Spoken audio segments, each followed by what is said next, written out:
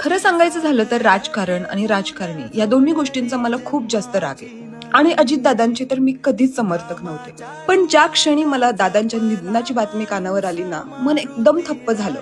तो पूर्ण दिवस माझं पूर्ण दादांच्या विचारातच गेला आणि मला असं वाटलं की दुसऱ्या दिवशी मी नॉर्मल होईल.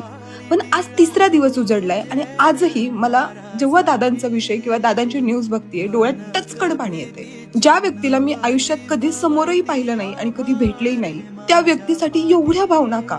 सतत असंच वाटत राहते की आपल्या जवळच कोणीतरी व्यक्ती गेलंय. लोकांचा आक्रोश, लोकांचं प्रेम बघून असं वाटतं की खरंच महाराष्ट्र पोरका झाला की काय.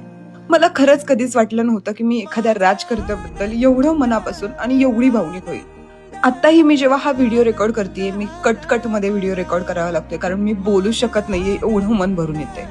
पण म्हणतात ना, प्रत्येकाचं मरण अटळ असतं आणि ते कोणीच चुकवू शकत नाही. शेवटी दादांना आणि त्यांच्यासोबत मरण पावलेल्या प्रत्येकाला भावपूर्ण श्रद्धांजली.